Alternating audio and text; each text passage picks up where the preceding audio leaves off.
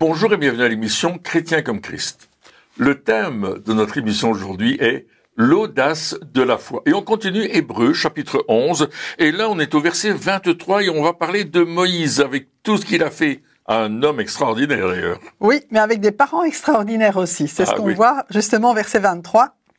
C'est par la foi que Moïse, à sa naissance, fut caché pendant 3 mois par ses parents parce qu'ils virent que l'enfant était beau et qu'ils ne craignirent pas l'ordre du roi. Waouh! Alors là, bien, ça commence bien. On sait que à cette époque, Pharaon avait ordonné que tous les garçons qui naissaient devaient être tués, devaient être sacrifiés. Il voulait vraiment amenuiser ce peuple. Mais les parents ont vu Moïse, un garçon, et ils ont vu qu'il était beau. Ils ne l'ont pas tué. C'est quand même bizarre comme raison de dire « Oh, mon enfant est beau, alors je vais désobéir au roi et me faire... » Parce que c'était la peine de mort, si la désobéissance, c'était pas juste... Ils n'allaient pas avoir une amende de 50 € s'ils désobéissaient à l'ordre du roi. C'était vraiment... Ils étaient en train de risquer et leur vie et la vie de toute leur famille. Donc c'était quand même... c'était quand même un gros risque. C'est pour ça que on parle ici de l'audace de la foi. C'est que ils ont quand même osé faire quelque chose qui était interdit, quelque chose où leur vie était en jeu pour une raison. Alors ici, si on regarde naturellement les choses, pour une raison qui est quand même bizarre. Comment est-ce que tu peux dire « Ah, mon enfant est beau, alors je vais risquer ma vie. » Alors évidemment, on aime nos enfants, etc. Mais combien de parents à cette époque-là, parce qu'on a du mal, je pense, à réaliser le contexte de ce qu'ils ont vécu. Bien sûr que nous, on dirait, bien sûr, on va préserver notre enfant, on va sauver nos enfants. Mais ce qu'il faut réaliser, c'est qu'à l'époque, il y avait des centaines de bébés qui étaient tués, des centaines de familles, de parents qui étaient déchirés parce que ils perdaient leurs enfants, mais quelque part, ils préféraient, si on veut appeler ça comme ça, préféraient perdre leur enfant que de perdre toute leur famille, parce que c'était les nouveau-nés, donc ça veut dire que s'ils le faisaient pas, toute la famille... Donc, voilà, c'était un choix vraiment impossible, vraiment très difficile, mais en même temps, qu'est-ce qui les a poussés? Si humainement parlant, c'est bizarre. C'est parce qu'on connaît la suite de l'histoire qu'on peut se dire, évidemment, ils ont bien fait de garder leur enfant vivant. Mais humainement parlant, qu'est-ce qui s'est passé dans leur tête pour que justement ils aillent contre les ordres du roi? Alors d'abord, il fait écrit qu'ils virent que l'enfant était beau. Et ça, c'est intéressant de voir que ils ont vu quelque chose sur cet enfant. Ils ont vu la main de Dieu sur lui. C'est pas seulement ils ont vu qu'il était beau de figure, beau de visage, etc. Mais ils ont vu que quelque chose de particulier était sur lui. Ouais, donc c'est une question de traduction. Alors peut-être parce qu'il y a une autre traduction qui dit ils ont vu que l'enfant était exceptionnel. Absolument, c'est ça. Ouais, d'accord. C'est que ils ont dû, mieux, là. Ouais, donc ils ont dû voir, comme tu dis, la gloire de Dieu sur lui. Quelque chose qu'ils n'avaient peut-être jamais vu sur aucun autre enfant avant, je sais pas. Donc c'est ça. Ils ont vu la gloire de Dieu sur cet enfant quelque part. Il était exceptionnel. Donc le mot exceptionnel, c'est un mot intéressant parce que il fait l'exception. Il sort de l'ordinaire. Il sort de l'ordinaire. Il y en a pas deux comme lui. C'est exceptionnel. Donc ils ont dit il faut qu'on fasse quelque chose. Et je pense que Dieu parle aussi parce qu'on peut voir les choses qui viennent de Dieu. On peut les voir, on peut les admirer. Et c'est ce que l'enfant a fait tout d'un coup. C'est ce que les parents ont fait, pardon. Tout d'un coup, ils ont dit, oh, là, il y a quelque chose et il faut qu'on le protège. C'est ça. Donc, ils ne sont pas juste dit, c'est notre enfant, on doit le protéger. Mais ils ont dû se dire, c'est pas juste notre enfant. Il y a quelque chose de spécial avec cet enfant-là. Alors bien sûr, tous les parents disent que leur bébé est spécial et qu'il est exceptionnel, et c'est vrai. Mais là, ils ont dit, ça nous dépasse. Ils ont dû se dire quelque chose. Ils ont dû se dire, parce que aller jusqu'à risquer sa vie pour ça. Alors, pour ça, oui. Alors non, mais c'est vrai que alors pour nous aujourd'hui, on va dire évidemment pour ça, c'est normal, mais Pas à cette époque. À l'époque, c'est ça. Il faut remettre les choses dans leur contexte. Hein. Ça n'avait pas autant de valeur qu'aujourd'hui. Il faut remettre les choses dans leur contexte. Comment? C'est que vraiment, ils ont dû voir, comme tu disais, la gloire de Dieu. Ils ont dû voir quelque chose.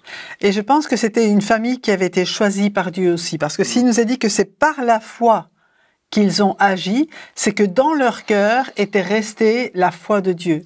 C'est que dans leur cœur était restée l'espérance de ce que probablement Joseph avait dit qu'il allait sortir de là, quoi, quelque part. Donc ils étaient de ceux qui avaient gardé cette mentalité peut-être de Dieu a dit, il va faire. Oui, ils n'ont pas adopté la mentalité de l'Égypte. Non. Ils ont adopté la mentalité de la foi. Oui. Et ça, on va le voir plus loin, parce que, bon, on sait que l'enfant, à l'âge de 3 mois, il va être déposé sur le fleuve du Nil, qu'il va être adopté par la fille de Pharaon, mais en fait, que c'est la maman de Moïse qui va l'éduquer pendant plusieurs années.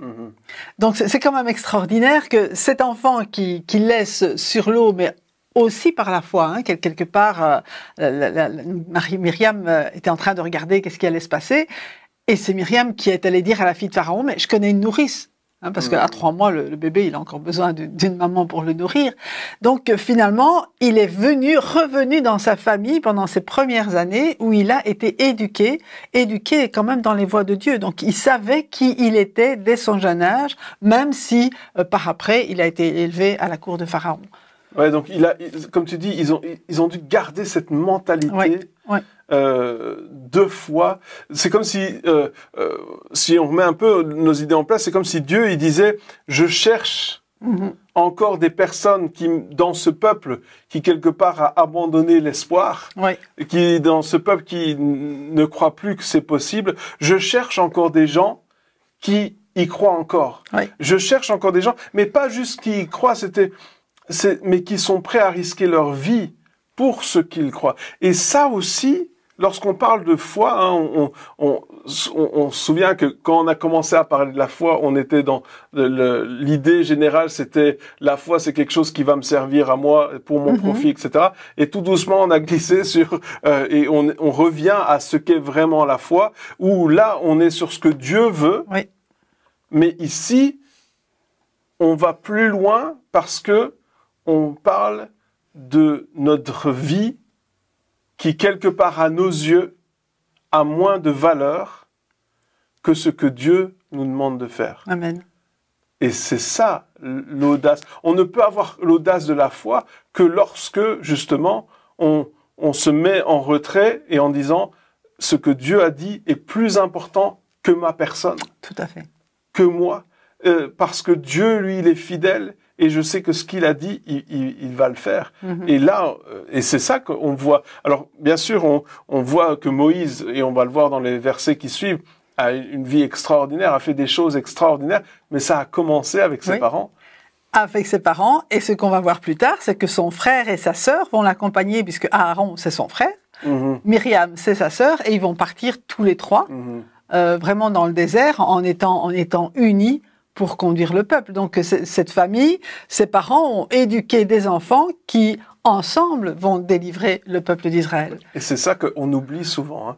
On se dit, on voit les choses faites, mais on oublie que les choses faites ne peuvent être faites que si, derrière, il y a une éducation qui est là, il y a une culture de la foi qui est là.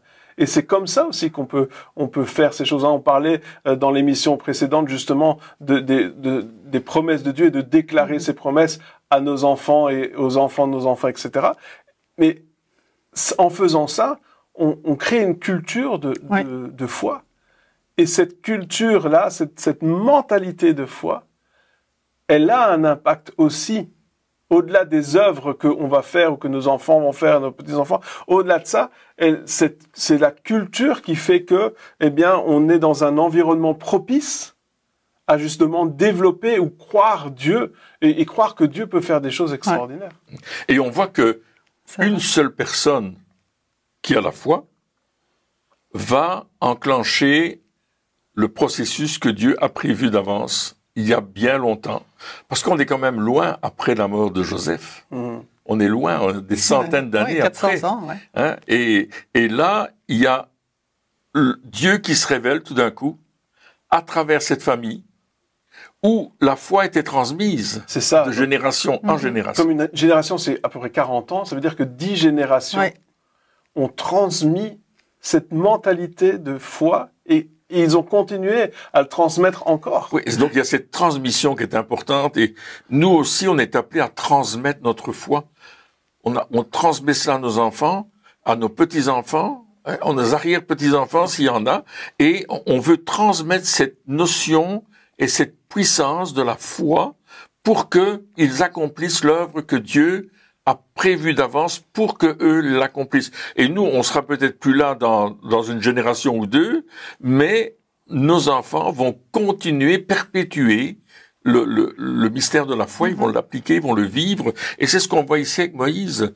Une seule personne, la maman, les parents, ont dit, on va préserver, on a vu la main de Dieu sur notre enfant, on veut le préserver, on fait confiance à Dieu. Ils l'ont mis dans ce couffin.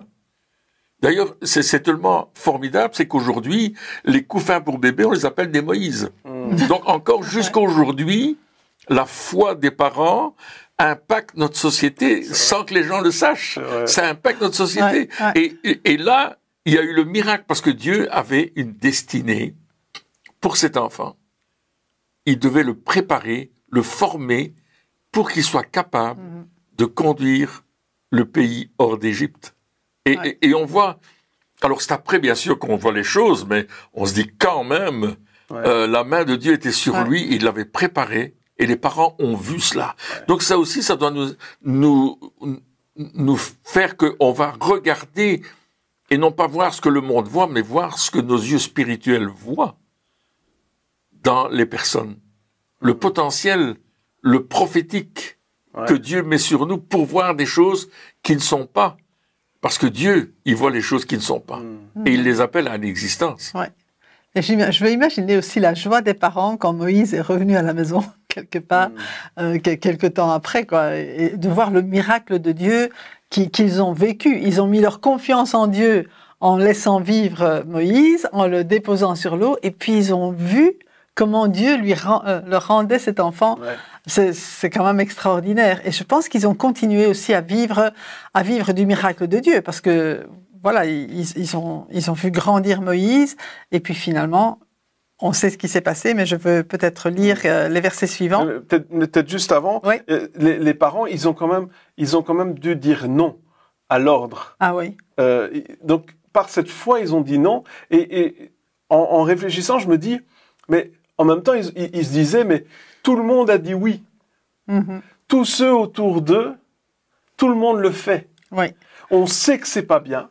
On sait que c'est terrible comme ordre. Je sais pas si on imagine des fois. Allez, ton enfant, quand il naît, écoute, tu nous le donnes et on va le tuer. Ok, non mais c'est terrible. On sait que c'est pas bien, on sait que c'est mal. Mais tout le monde le fait. Alors, et puis on n'a pas le choix parce que on risque notre vie. Et puis là, ils ont quand même dû dire non à l'ordre. Ils ont dû, par la foi, s'opposer quelque part à quelque chose où ils auraient pu se dire on n'a pas le choix. Enfin, je veux dire, c'est même pas une option. Ils ont dû dire non à cet ordre. Et alors, on peut dire oui, mais ils l'avaient prévu avant. Mais non, ils l'avaient même pas prévu parce que c'est quand ils ont vu le bébé qu'ils ont dit ah non, mais on va dire non. Donc ça veut dire que il y avait des témoins comme quoi elle était enceinte. Enfin, je veux dire, ça se voit quand même quand une femme est enceinte. Et ils ont dû se dire, mais, enfin, comment? Mais ils ont dit non. Et des fois, on doit aussi dire non. Il y a des choses que peut-être on voit autour de nous et tout le monde le fait. Peut-être c'est pas bien, etc. Mais enfin, pas bien. Ici, c'était pas bien. C'était une persécution. Mais et là, ils ont quand même dû se lever et s'opposer à ces choses. Et des fois, on doit se lever et dire non, je refuse.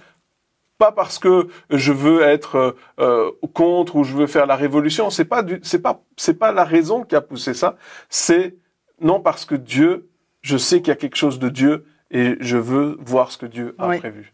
Et ce qu'on voit ici, c'est qu'ils n'ont pas craint l'ordre du roi. Ouais. Et ça montre qu'on ne peut pas à la fois craindre Dieu et craindre les hommes, qui qu'ils soient. Ouais. Leur cœur, c'était quand même de craindre Dieu et pas autre chose. Ouais. Et je pense qu'ils ont quand même été un exemple. Parce que ce qu'on voit plus tard dans la parole de Dieu, c'est que le Pharaon était furieux de ce que les femmes accouchaient quand même et que les bébés ne mouraient pas. Et il en voulait aux sages-femmes. Et les sages-femmes disaient, mais c'est pas de notre faute, hein. Les mamans, elles sont fortes, et puis elles vont accoucher ailleurs, et c'est trop tard. Ouais, c'est ça. Parce qu'elles avaient pour ordre de tuer le bébé au moment de la naissance. Même pas de le laisser naître en vie, quoi. Mais il y avait une révolte quand même. Il y avait une révolte, mais même les sages-femmes craignaient Dieu. Ouais. Fait, hein, c'est ça. Donc, la crainte de Dieu s'est installée à la place de la crainte du roi. Exactement. Donc, à un certain moment, lorsqu'on se lève par la foi, forcément, on va avoir un impact sur d'autres. Ouais. Et ils vont se dire, attends, je suis pas obligé de subir ces choses-là. Ouais. Il y a une autre option. Et la foi, au fait, elle nous fait découvrir qu'il y a une autre option. Ouais. Souvent, on fait les choses parce qu'on se dit, on n'a pas le choix. Et là, tout d'un coup, peut-être qu'ils se disaient à la base, on n'a pas le choix. Et puis tout d'un coup, ils ont ouvert leurs yeux et ils ont vu, mais il y a une autre option. Ouais. On va le laisser vivre. Peut-être qu'ils n'y avaient même pas pensé avant. Mais là, tout d'un coup, ils se sont dit, il y a une autre option, on va le laisser vivre. Et tout d'un coup, ce qui s'est passé, ben, ça s'est su. Et les autres, ils ont dû dire, ah, il y a une autre option.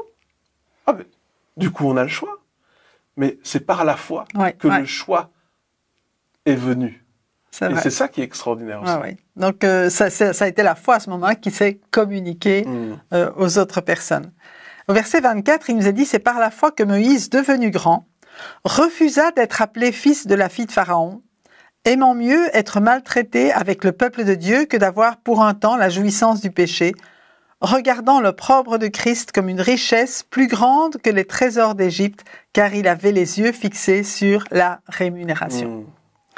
Donc de nouveau, Moïse a grandi, et on sait qu'à un certain moment, il s'est rendu compte que son peuple, le peuple hébreu, était maltraité, et il a voulu prendre leur défense. Donc il a quitté son poste. En fait, il était fils de la fille de Pharaon. Il aurait pu quelque part devenir Pharaon, ou en tout cas être Premier ministre, ou quoi que ce soit. Il avait un poste important, ou en tout cas une destinée en Égypte. De la notoriété. Important, il avait l'éducation pour, quoi, quelque part.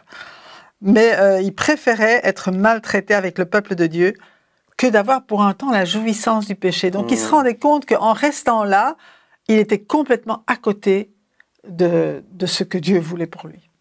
Oui, c'est ça. Et il a dit, je préfère être maltraité. Donc, encore une fois, les parents préféraient être tués.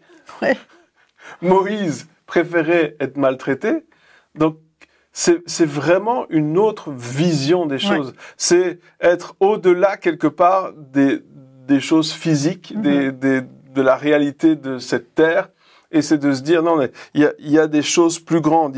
Et il parle même, regardant l'opprobre de Christ. Oui. Waouh! Alors, ici, on peut se dire, attends, il connaît pas Jésus encore. Comment Moïse a pu voir l'opprobre de Christ? Non, mais c'est vrai. Non, mais là, on peut se dire, ils ont ajouté ça. On se dit, non, mais s'il le dit, c'est qu'il a vu. Quelque part, il a vu Jésus déjà, à ce moment-là, comme une richesse plus grande que les trésors d'Égypte. Waouh! Moïse a une révélation de Jésus. Ouais. Et forcément, ça a changé sa vie. Hein. Ça a bouleversé ce qu'il pensait. Donc, encore une fois, on voit que notre intimité avec Dieu, notre communion avec Dieu, a vraiment un impact important sur les choses que nous allons faire. Ici, ce qui l'a motivé, Moïse, c'est que il a dû avoir, je sais pas moi, une vision de Jésus. Il a dû. Une buisson ardent, mais ça, ce sera.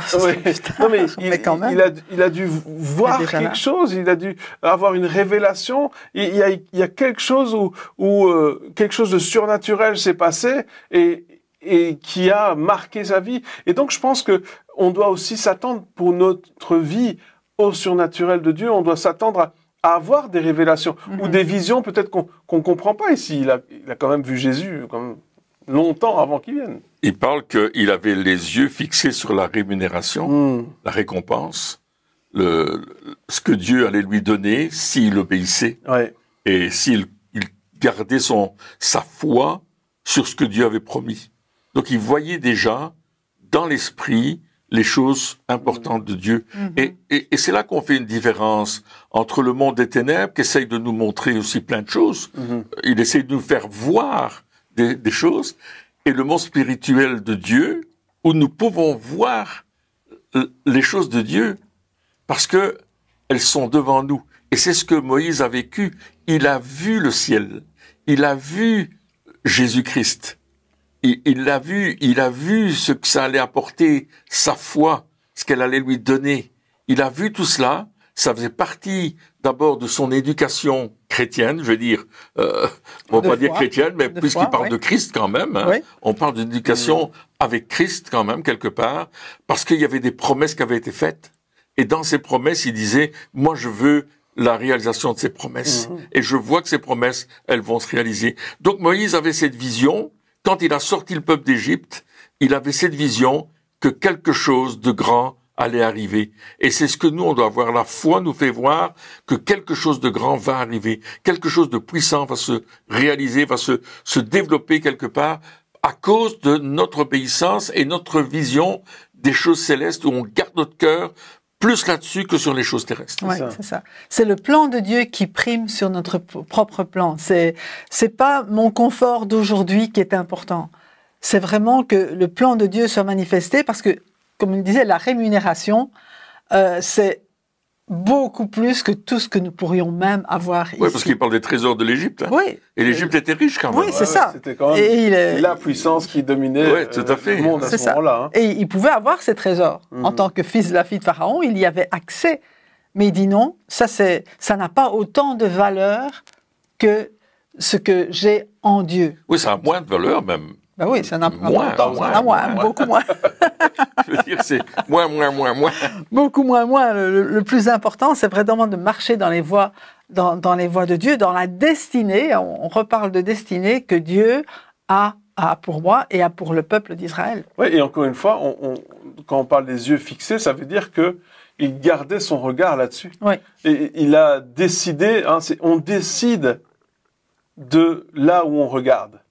On décide de ce que l'on dit, on décide des paroles qui sortent de notre bouche, mais on décide aussi de la direction dans laquelle nous regardons.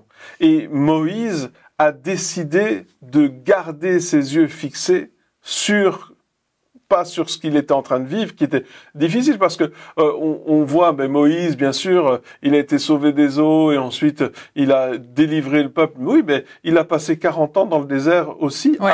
2 fois, enfin, je veux dire, avant et après, donc avant de délivrer le peuple et encore après. Donc Moïse, il a quand même souffert quelque part. Il a quand même eu une vie difficile.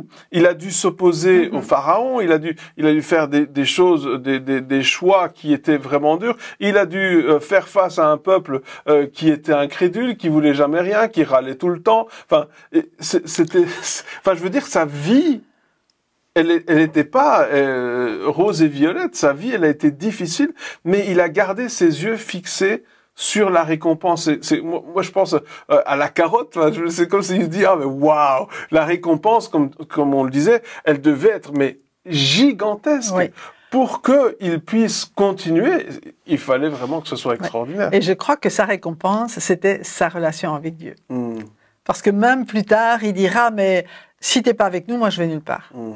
Ouais. Tout ce qu'il voulait, c'était sa proximité avec Dieu qu'il avait apprise dès sa jeunesse. Donc c'est vrai que j'ai l'impression que quand il était en Égypte, il était vraiment partagé en deux. Il était écartelé quelque part entre sa vie de notable égyptien et puis son cœur qui était avec le peuple hébreu. Et donc c'était très difficile pour lui. Mais il a fait, comme tu le disais, il a fait son choix. Il dit, moi, ce que je veux, c'est que ce que Dieu a pour moi. J'ai été sauvé pour un but et je veux marcher dans ce but-là. Et je ne veux pas me détourner non plus de l'appel de Dieu sur ma vie. Et quand tu gardes tes yeux sur l'objectif, tu ne t'en détournes pas. C'est là que tu veux aller, c'est là que tu vas aller, et vraiment tu gardes tes yeux là-dessus. Et c'est vrai que, comme tu disais, il a été éprouvé dans tous les sens, mais Dieu l'avait préparé pour diriger le peuple. Il lui avait donné l'éducation nécessaire, le sens du leadership pour conduire le peuple. Et bien sûr, il écoutait les conseils aussi. On voit toutes ces choses dans la vie de Moïse, mais c'était l'ami de Dieu, il lui parlait face à face. Important quand même. Oui, c'est ça. Et on voit aussi donc que ces œuvres de foi, parce que souvent c'est ça qu'on regarde. On regarde les œuvres. On regarde quand on voit une personne qui fait des choses pour Dieu, des grands hommes de foi, des femmes de foi. On regarde les œuvres qu'ils ont accomplies, les miracles qu'ils ont vécus, etc. Mais on oublie qu'il y a une base à ces miracles.